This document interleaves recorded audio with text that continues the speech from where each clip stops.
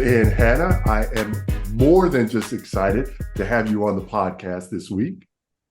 Thank you so much for having me. I'm so excited. Praise God. So, for the past few episodes, I have been priming our listeners that we are going gold this month for pediatric cancer awareness. You're the person that got me on that.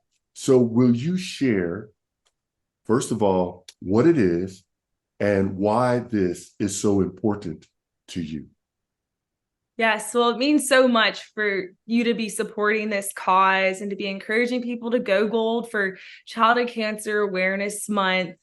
Childhood cancer is the leading cause of death by disease in children nationwide. And so this month is really a way to support families who are impacted by childhood cancer, fundraise, and really just get the community involved. But when I was 5.5 years old, I was diagnosed with stage 3 nephroblastoma, which meant that a softball-sized cancerous tumor was enveloping my left kidney.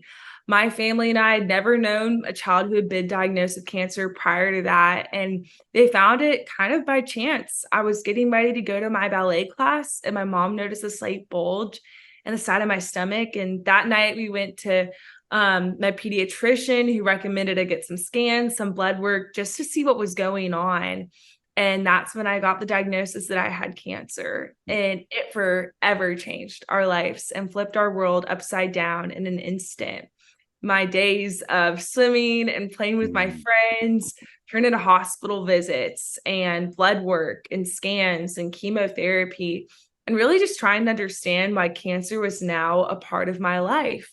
And I was actually one of 9 children in the entire world diagnosed with that specific form of cancer in 2009 because I had the genetic disposition. So it was extremely rare and aggressive. And so I was treated at MD Anderson in Houston, had to have surgery to remove my left kidney, part of my diaphragm, and of course, a softball-sized tumor. But after 9 months of treatment, I was finally declared cancer-free in November of 2009.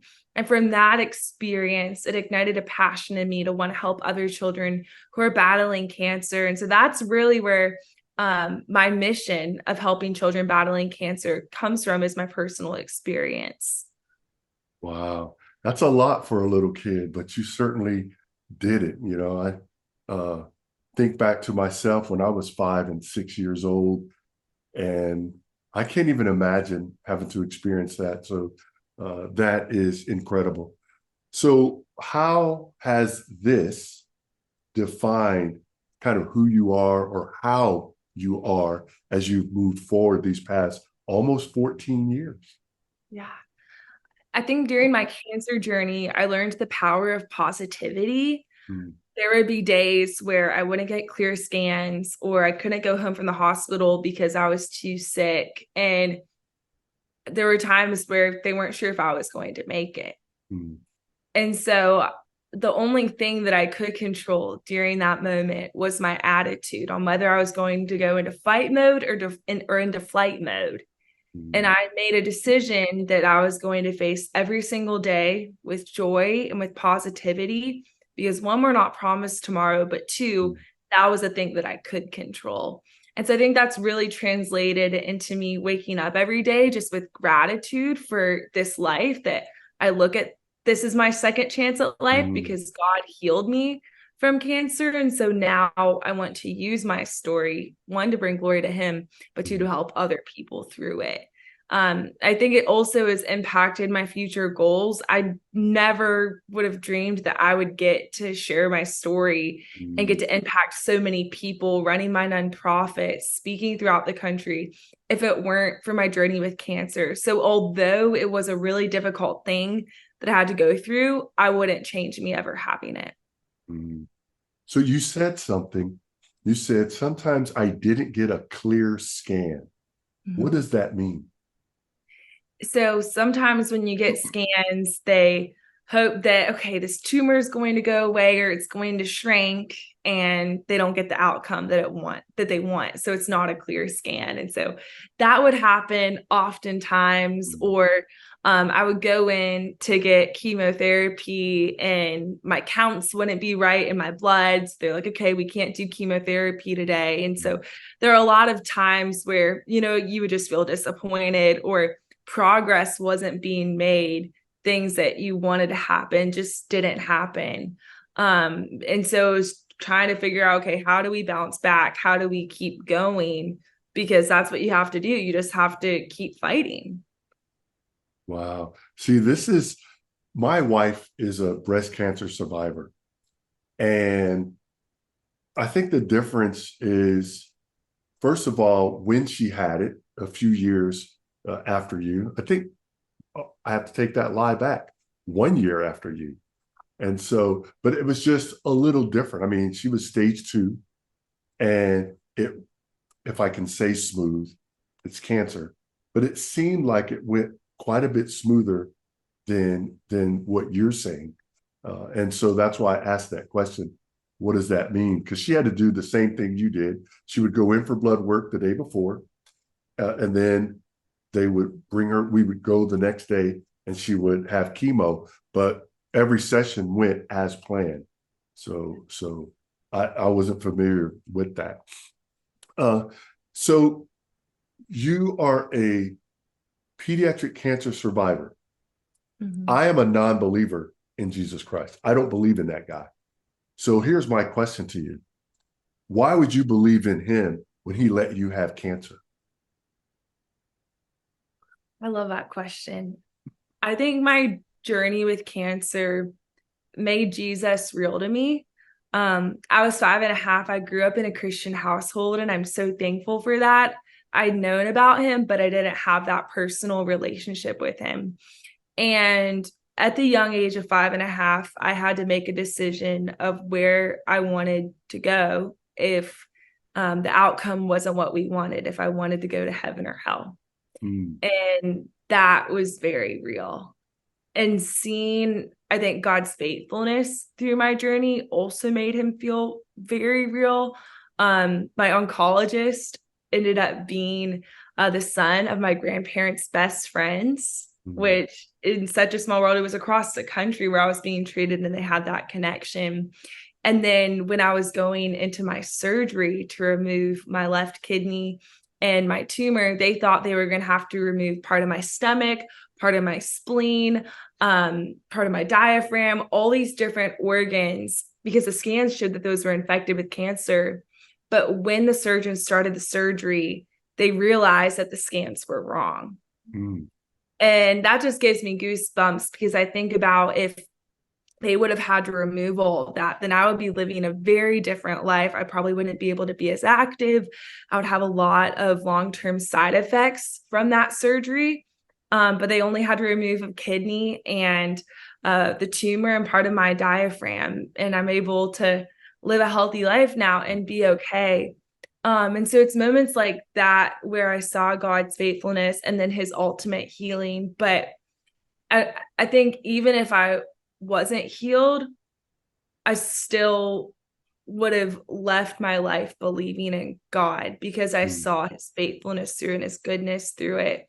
And, God is the ultimate healer, and we believed in that and we trusted that. And during my cancer journey, I remember talking to my mom, and we prayed, if you heal me, like, please use me for your glory. Like, that will be the reason that I stay on this earth. And so I guess it's just kind of a snippet of my faith journey through my cancer and how it's impacted my faith walk now. Wow. I've had an opportunity to kind of watch you in your faith walk. And it is incredible. And hearing your story puts a little more, quote unquote, meat on that bone. And you really do walk the walk. I have a question though. Have you ever thought that maybe at the time they were taken, the scans were correct? But by the time the surgeon got in, God had done a healing work, Have you ever thought about that? I think about that all the time. I always love to say when I'm giving a talk that God is still in the miracle business. Might not be, raising people from the dead every day like we see in the Bible, but he can do big miracles if we just give him our request. So I think about that, and that probably would have happened. Who knows? I'll have to ask when we get up there. Yeah, here's my thought on right when you said it, you said, well, when they got in there, they realized that I think you said the scans were wrong. Mhm. And my first thought was, or were they? Because here's what I believe. I firmly believe that God can heal that way. Somebody might say, well, why didn't he just heal everything? Because I believe that God allows us to experience things. Are we still going to trust him? Yeah. Look at your life today and your story today. It's so impactful. And you said, if it would have been more, it would have changed my life. But now I'm able to live my life. I'm able to do the things that I wanted. I've seen you dance. I've seen you work out. So you're able to do all those things, and you're still able to walk into a room with people and say, hi, my name is Hannah Adams. I'm a pediatric cancer survivor. And that opens a door because people go, oh, okay, let me listen to her. She's not going to come and give me some, well, if you do this and that, and she never had. So I that's what I thought in that moment when you said it. I was like, yeah, because I had to apologize for taking up all the time, but I had a coworker and she thought she had cancer. This was a couple of years ago where I work right now. And, tears, everything. She's going to the doctor. They said, yeah, that's what you have. She went back to the doctor. We were praying for her. She went back to the doctor. She comes back and says, nope, they said they were wrong. There's no cancer. And I looked at her and I said, are you sure they were wrong? Yeah, because I just believe that God heals like that. And she kind of smiled, and kind of did one of those shoulder shrugs. But the reality is, just because the scan says something new doesn't mean when it said something before that wasn't there, Yeah. And so to me, I add that to your miracle story. God is working in and through your life. So, Thank you. And I think one of the big verses that I held close to me during my cancer journey, and still even now, is Jeremiah 29:11, where in essence it says that, God has a plan for our lives, for our good and not for our harm. And so during those really trying times, I still had to trust that I knew yeah. that God was working for his good and his glory, and that something good was going to come out of it. So, what do you want people to do? Give them something tangible to do. Think first, reach out to local organizations that are doing work in your local communities with childhood cancer patients. So, your local hospital, see if there's a way to donate toys to the cancer Mm, ward. They always need new toys there. Or even like colorful band-aids to make it more fun when they get poked with the needle, then mm, not just a boring band-aid. But then also just, see what care packages you can give to those families.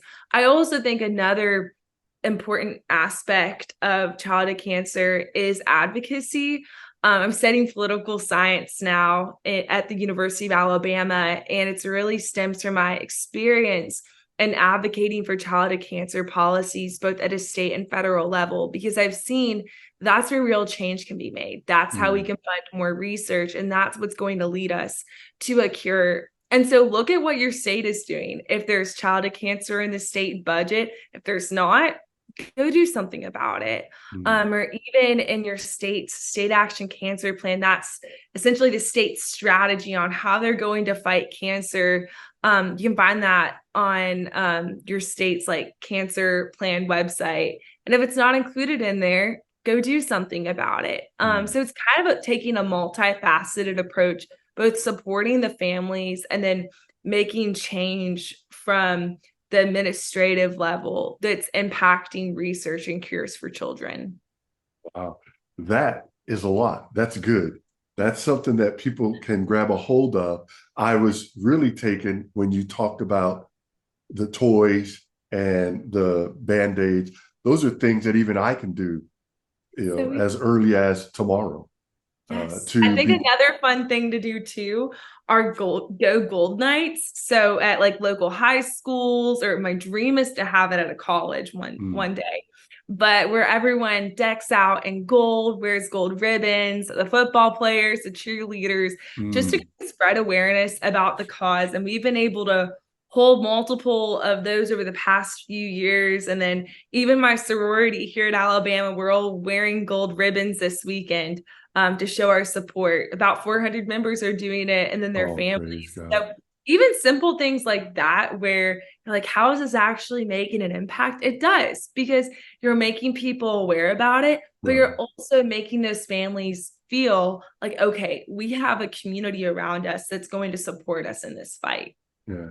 I think something that you're alluding to, but you didn't say it, so I'm going to say it.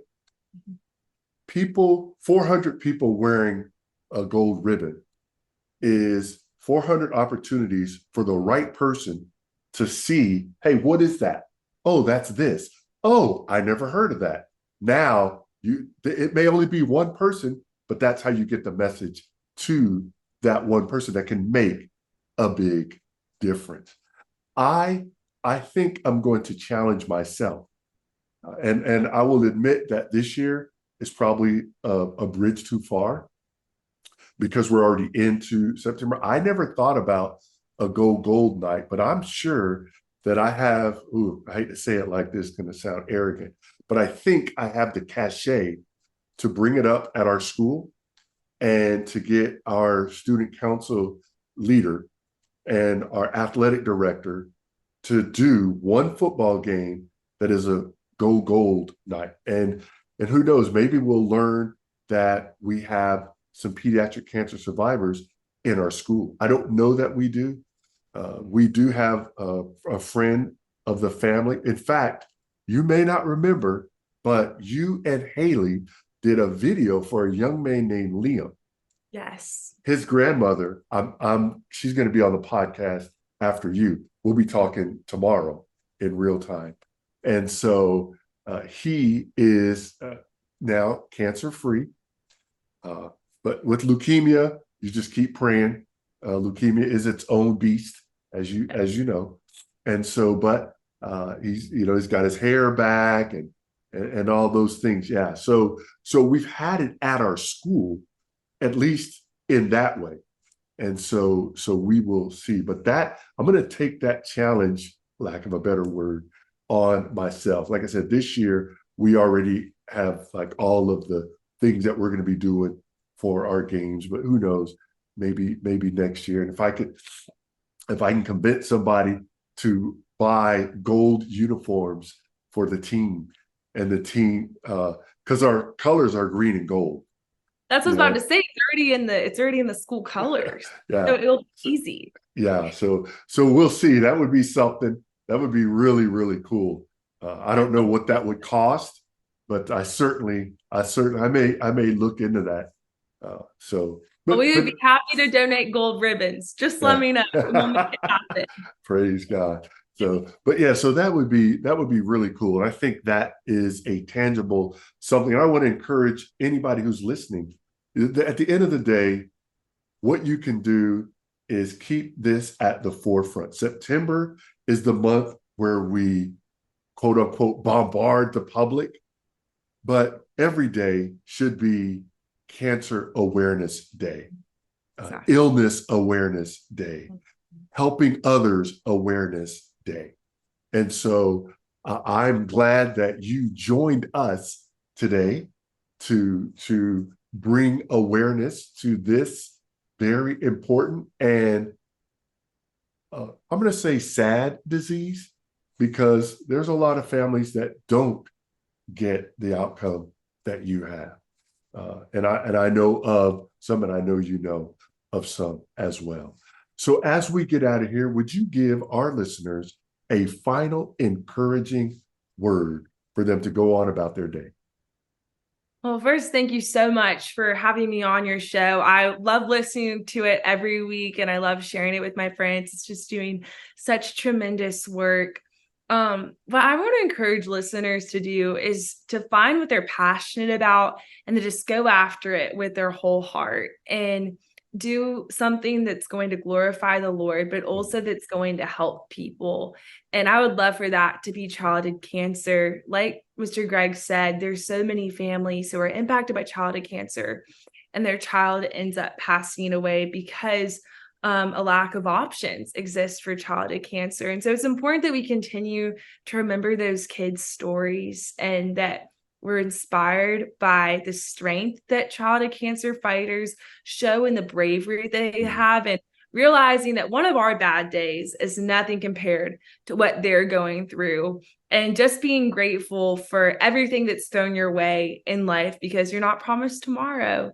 But I just would encourage everybody to go see what their state is doing for childhood cancer, do something about it. Please feel free to reach out to me. My website is hannahleeadams.com.